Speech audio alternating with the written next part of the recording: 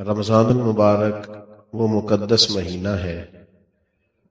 حضرت سلمان فارسی رضی اللہ تعالیٰ عنہ بیان فرماتے ہیں کہ اس ماہ مبارک کے آنے سے پہلے اللہ کے پیارے حبیب صلی اللہ تعالیٰ علیہ وسلم نے اس کی شان میں خطبہ ارشاد فرمایا۔ آپ اس کی غیر معمولی عظمت کو دیکھیے کہ حضور اس کے لیے خطبہ باقاعدہ شعبان کے آخری دن حضور نے خطبہ ارشاد فرمایا، رمضان شریف کے فضائل بیان فرمائے، گویا ذہن سازی فرمائی لوگوں کی کہ تمہارے پاس ایک بابرکت، ایک عظمت والا، شان والا، بلندی والا مہینہ سایہ فگن ہو رہا۔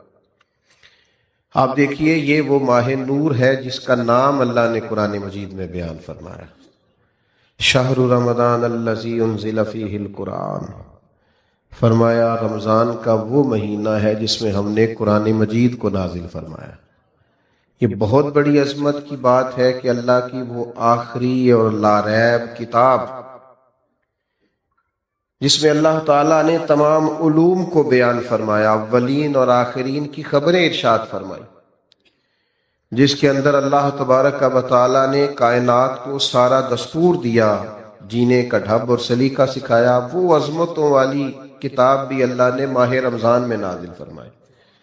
مسلمانوں کے ساتھ یہ ہوا ہے کہ جن چیزوں سے ان کی بہت شناسائی ہو گئی ہے اور جن کی فضیلتیں عام بیان کی جاتی ہیں اور ہر سال ہی عنوان رہتی ہیں، وہ محسوس کرتے ہیں یہ بات تو پچھلے سال بھی مولانا نے بتائی تھی، یہ تو پچھلے سال بھی ہمارے سامنے بیان ہوا تھا۔ یاد رکھیے گا جس چیز کو بار بار بیان کیا جاتا ہے یہ بھی علامت ہوتی ہے کہ وہ کوئی بہت بڑی چیز ہے، جس کا بار بار تذکرہ کیا جائے وہ بھی اس بات کی علامت ہے کہ کوئی بہت عظمتوں والی چیز ہے۔ دیکھیے کسی جگہ سے کسی شخص کو پرافٹ ملتا ہو، نفع آتا ہو تو لوگ دوڑ کے نہیں جاتے، بلکہ ہمارے ملک میں تو رواج ہے کہ کوئی ایک کاروبار چل جائے سارے وہی شروع کر لیتے ہیں۔ یہ کچھ سال پہلے نا سی این جی اسٹیشن وہ چل گئے تھے تو کلومیٹر کے فاصلے پہ سی این جی اسٹیشن کھول گئے تھے۔ کوئی ایک کام چل جائے، پتہ چل جائے اس میں نفع ہے تو سارے شروع نہیں کر لیتے۔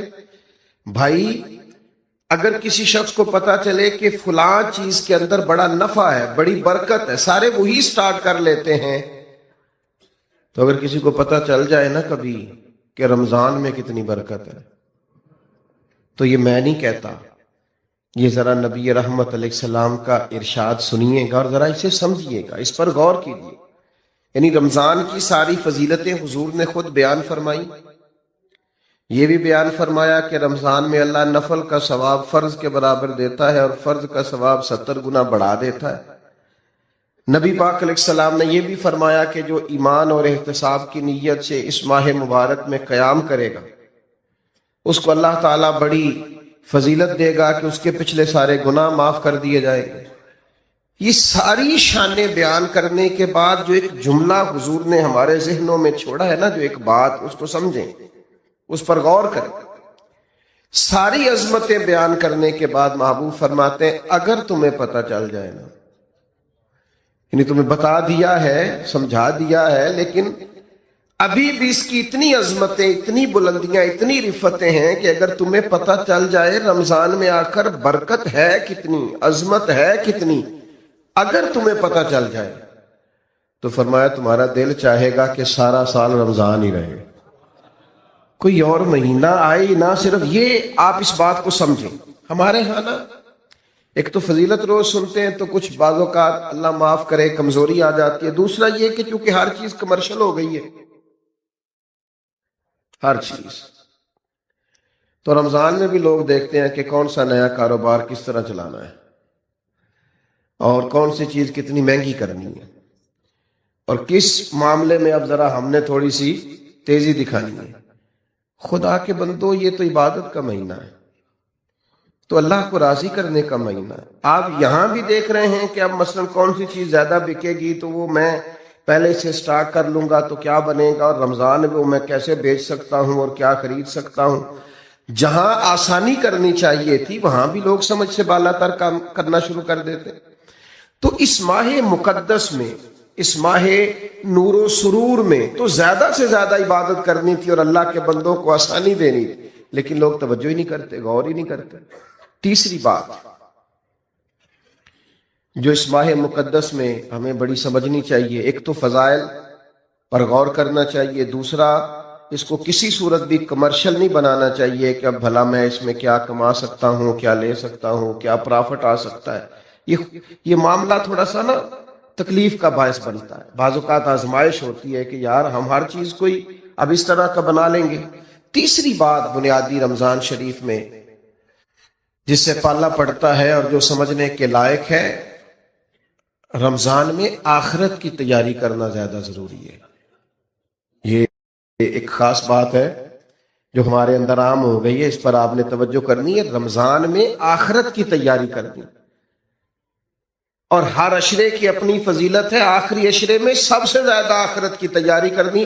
ہم نے رمضان میں آخرت کی تیاری کرنی تھی، ہم سارا رمضان عید کی تیاری کرتے رہتے ہیں۔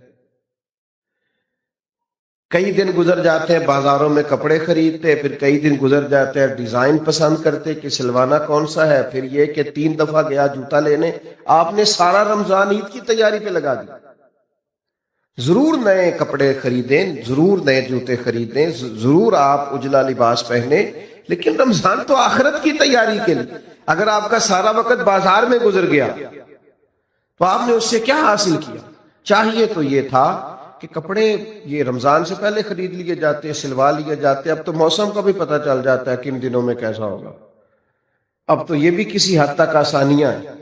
رمضان المبارک سے پہلے سارے لین دین کر لیے جاتے۔ بزرگوں کی، صحابہ کی ایک بڑی تعداد تھی جو مہینہ مسجد میں گزارتے تھے رمضان، کہتے تھے وقت ضائع نہیں کرنا، پتہ نہیں دوبارہ ہاتھ آئے کہ نہ آئے، اس کو ضائع نہیں کرنا۔ تو میرے بھائی ان 3 چیزوں پر سب سے زیادہ سب سے پہلے اہمیت دیں کہ جو فضائل ہیں ان کو ذہن میں بٹھائیں کہ شان کتنی۔ دوسرا کوئی کمرشل، میں بعض اوقات بڑی تکلیف محسوس کرتا ہوں جب میں اپنے حج اور عمروں کو کمرشل بنا ہوا دیکھتا ہوں نا، تو میں سوچتا ہوں کہ کن کن چیزوں کی ہم نے دکانیں ڈال لی۔ ضرور آپ اس سے جس حد تک ہو سکے آپ کام کریں، لیکن یہ کہ آپ نے ہر چیز کو بیچنا خریدنا شروع کر دیا ہے۔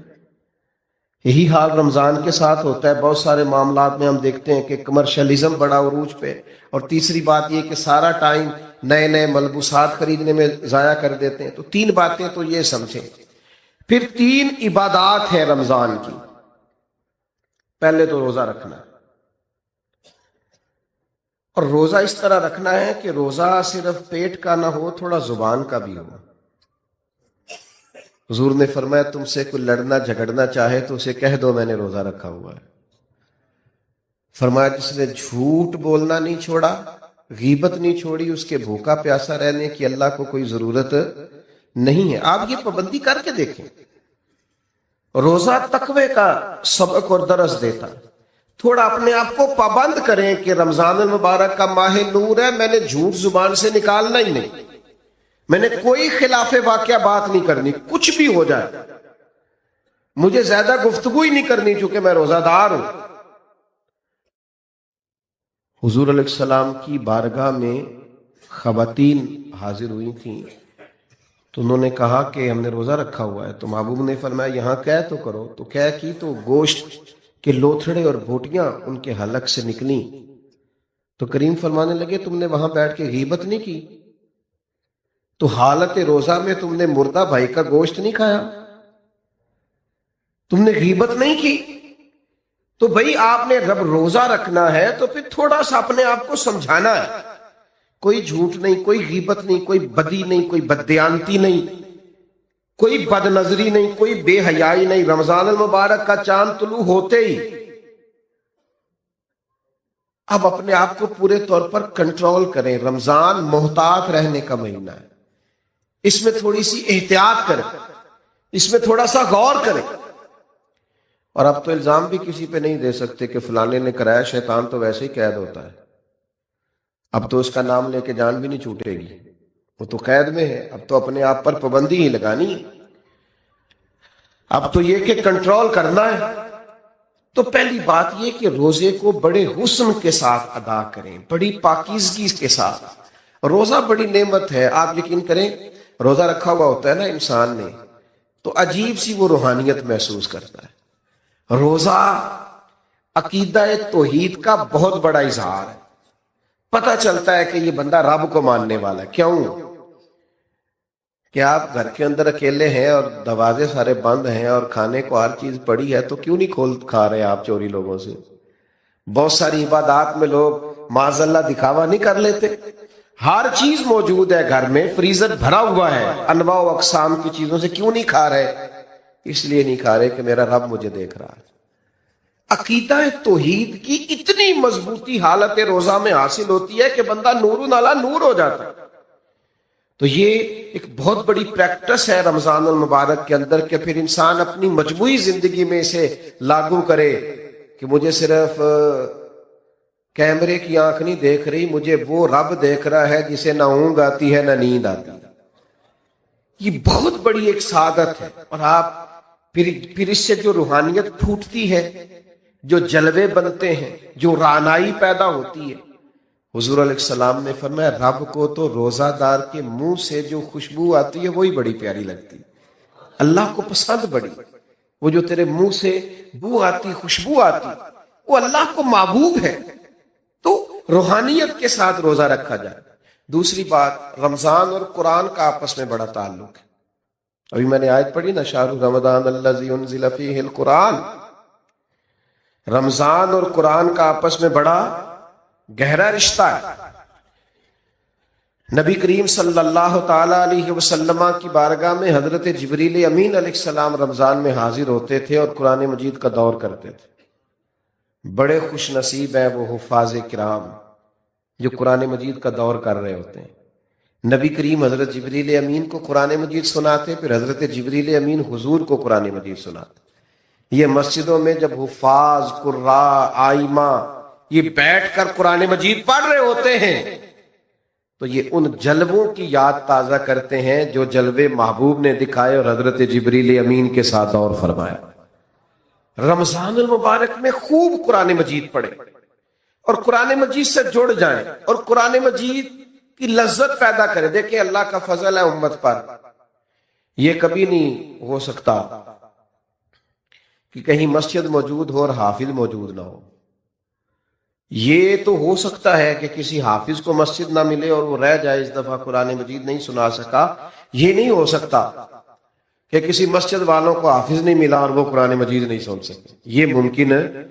لوگ کہتے ہیں علماء کیا کر رہے ہیں، تو میں نے کہا ہے رمضان دیکھ لو نا کیا کر رہے ہیں. ہمارے مدارس نے اللہ کے فضل سے اتنے حفاظ بنا دیے کہ اب ہر معاملے میں آپ کو کہیں کمی نظر آ سکتی ہے، یہاں نہیں آئے گی اللہ کے فضل سے. نہ کبھی آپ یہ کہیں گے کہ آج مسجد میں جمعہ نہیں ہوا کیونکہ جمعہ پڑھانے والا کوئی نہیں تھا.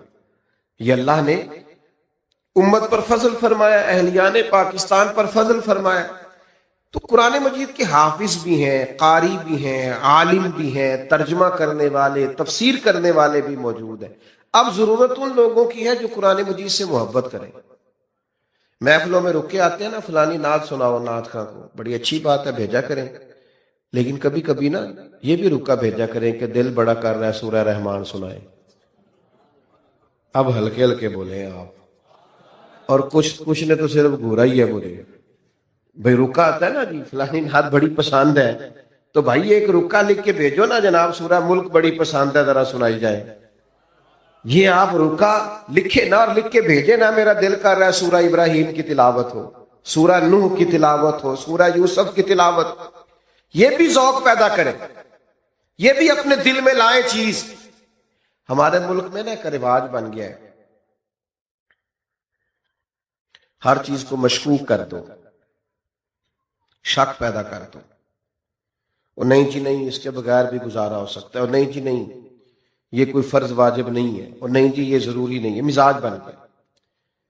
اور پھر اس طرح کے لوگ چونکہ انوکھی بات کرتے ہیں، یہ ہٹ کے بات کرتے ہیں، تو دل کو بڑی اچھی لگتی ہے، نفس بڑی جلدی قبول کرتا ہے. لوگ کہتے ہیں وہ فلاں مولانا اتنا پڑھا لکھا ہے، وہ کہہ رہا تھا کہ کوئی ضروری نہیں. کچھ سالوں سے نا ہمارے ملک میں تراویح کے خلاف بھی بڑا پراپوگنڈا ہوتا ہے اور بڑا جم کے ہوتا ہے. وہ جی فرض نہیں جی واجب نہیں. کس نے کہا ہے کہ فرض واجب ہے؟ لیکن سنت تو ہے نا، عبادت تو ہے نا. کیا جناب فاروق اعظم رضی اللہ تعالیٰ عنہ نے باقاعدہ جماعت نہیں کروائی؟ کیا نبی کریم علیہ السلام نے خود تشریف لا کر کے تراویح کی نماز نہیں پڑھائی؟ ہر چیز کو مشکوک بنا دینا. لوگ جڑے ہوئے ہیں، اللہ کے فضل سے آتے ہیں، اور سال میں ایک موقع بنتا ہے جب سنانے والے قرآن مجید سنا لیتے ہیں اور سننے والے سن لیتے. میں نے بوڑھے بزرگ دیکھے اپنی زندگی میں کہ ان کو دعوت دے رہا ہے کچھ شخص اور کہہ رہا ہے آج افطار میرے ساتھ کر لیں، تو وہ کہنے لگے یار میں نے نہ قرآن مجید اپنی مسجد میں سننا شروع کیا ہوا ہے اور میرا آج 23واں پارہ میرا دل نہیں کر رہا، تو میں ذرا مکمل کر لوں، 27 پہ ختم ہو جائے گا تو پھر میں آ جاؤں گا. یار کتنا مزہ آتا ہے یہ باتیں سن کے، کتنا ذائقہ آتا ہے کہ قرآن مجید سے بندہ جڑا ہوا ہے، اس کی ترتیب چل رہی ہے. اور اب تو میں ایسے دوستوں کو بھی جانتا ہوں کہ جو رات کو وہ ترجمے کے ساتھ ایک پارہ دیکھتے ہیں جو انہوں نے اگلی رات سننا ہوتا ہے، وہ دن بھر کہیں اس کا مطالعہ کرتے رہتے ہیں کہ پھر کچھ نہ کچھ شناسائی ہو جائے گی، رات کو سنیں گے تو مزہ دوبالا ہو جائے گا. تو لوگ قرآن مجید سے جڑے ہیں، اللہ کے کلام سے جڑے ہیں، قرآن پاک سے جڑے ہیں، اور آپ یہ ہے کہ مشورے دے رہے ہیں گھر بیٹھ کے کہ کوئی ضروری نہیں. کس نے کہا ہے ضروری ہے؟ لیکن کیا تم نے وہ محبوب کی حدیث نہیں سنی، نہیں پڑھی کہ محبوب علیہ السلام نے فرمایا رمضان اور قرآن دونوں اللہ کی بارگاہ میں بندے کی سفارش کریں گے.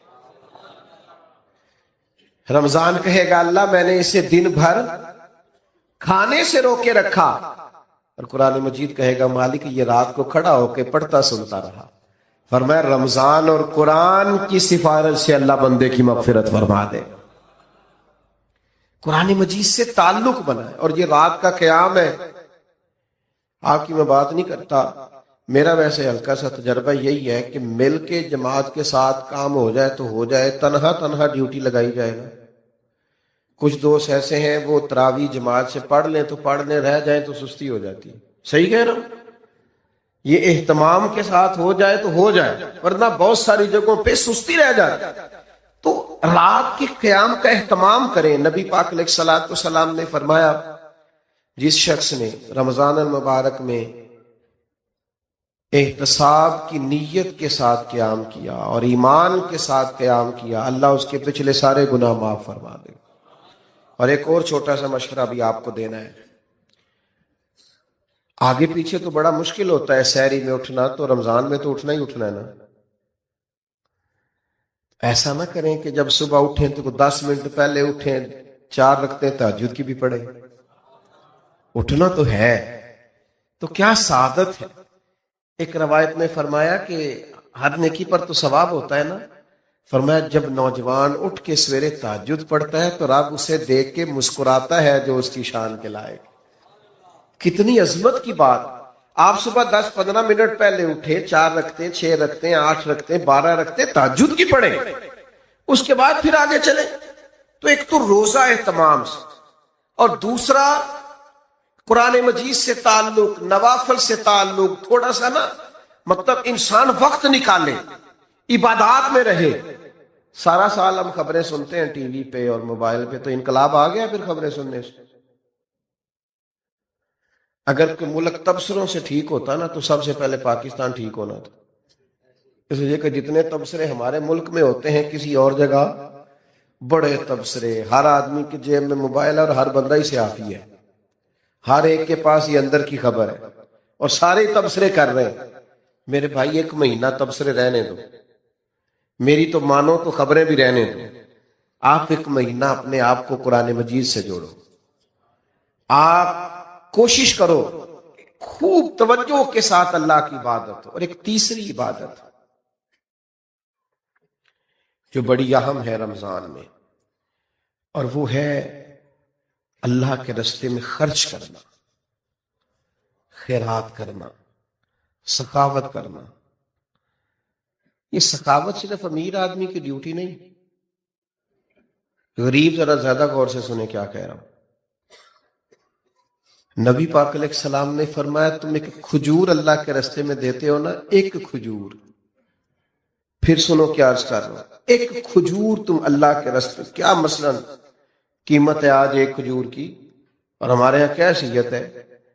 فرمایا ایک کھجور جب تم اخلاص کے ساتھ اللہ کے راستے میں دیتے ہو اللہ تبارک و تعالیٰ اسے قبول فرما کے اپنے سیدھے دستے مبارک میں لیتا ہے جو اس کی شان کے لائق، اور فرمایا تمہاری اس ایک کھجور کی اللہ نشو و نما کرتا ہے، اسے پالتا ہے، بڑا کرتا ہے۔ فرمایا وہ ایک کھجور اللہ تعالیٰ پہاڑ کے برابر کر دیتا ہے۔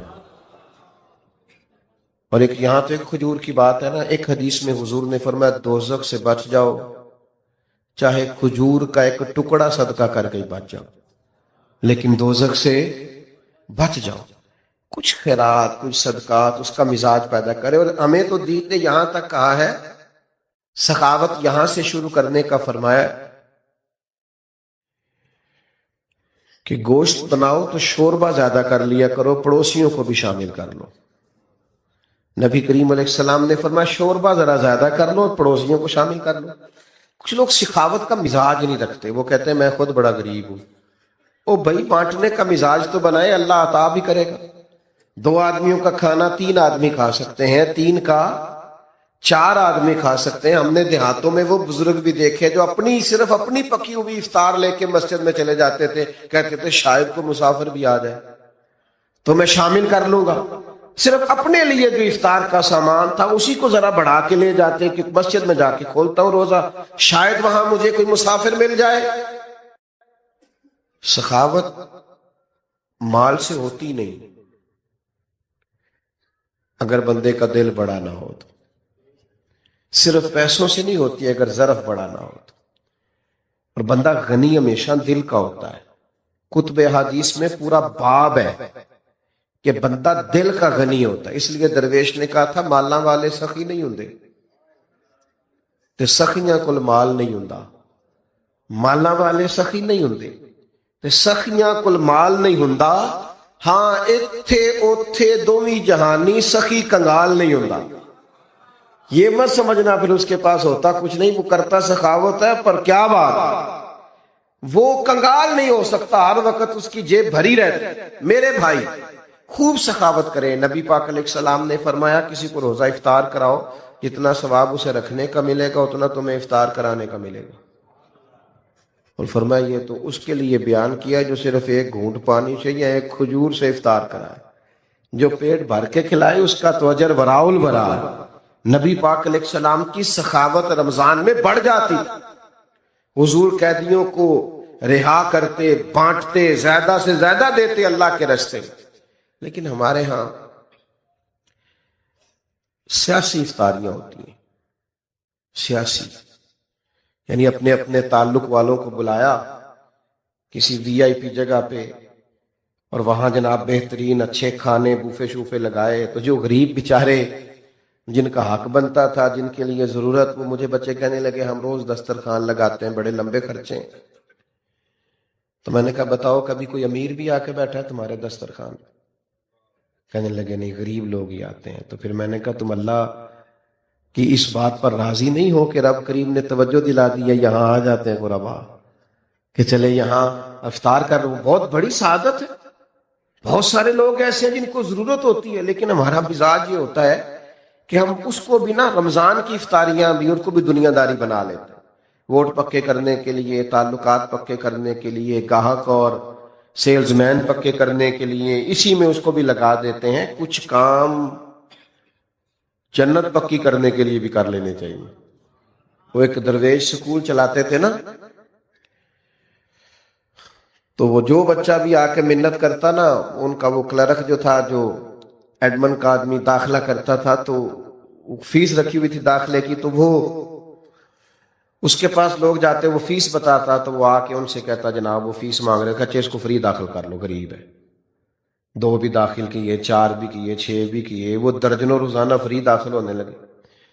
تو وہ اس کا جو اس نے ملازم رکھا تھا کلرک، اٹھ کے آیا، کہنے لگا صاحب آپ سارے بچے فری داخل کر رہے ہیں، اس طرح کاروبار تو نہیں نہ چلتے، اس طرح کام تو نہیں نہ چلتے۔ تو اس نے کہا تمہیں کس نے کہا ہے میں کاروبار کر رہا ہوں؟ کہا پھر آپ کیا کر رہے ہیں؟ کہنے لگے میں اپنے جنازے کے بندے پکے کر رہا ہوں، میں اپنے جنازے کے، کسی کو کہنا نہ پڑے میرے لیے دعا کر، کچھ پکے ہو جائیں، جب میں جاؤں مروں تو ان کے دلوں سے دعا نکل جائے، اکھاں جدوں میٹیاں زمانہ مینوں روے گا۔ ਆਪਣਾ ਤੇ ਆਪਣਾ ਬੇਗਾਨਾ ਮੈਨੂੰ ਰੋਵੇਗਾ, ਜਦੋਂ ਨਾ ਮੈਂ ਦਿਸਿਆ ਮੈਖਾਰਾਂ ਨੂੰ ਮੈਖਾਨੇ ਵਿੱਚ, ਜਾਮ ਟੁੱਟ ਜਾਣਗੇ, ਮੈਖਾਨਾ ਮੈਨੂੰ ਰੋਵੇਗਾ। ਕਈ ਲੁਕ ਲੁਕ ਰੋਣਗੇ ਤੇ ਕਈ ਬੁੱਕ ਬੁੱਕ ਰੋਣਗੇ, ਗਲੀਆਂ ਦਾ ਯਾਣਾ ਤੇ ਸਿਆਣਾ ਮੈਨੂੰ रोवेगा। ओ भाई, आप कुछ ऐसा तो करें कि कुछ जन्नत भी पक्की हो, कुछ जनाजे के बंदे भी पक्के हों।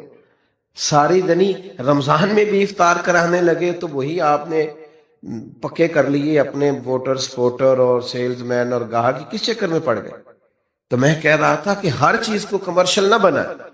ये माहे नूर सरूर रमजान मुबारक, इसमें पूरी तैयारी के साथ दाखिल हों, पूरे उसने जन के साथ दाखिल, सारी बरकत इसकी समेटने की कोशिश करें।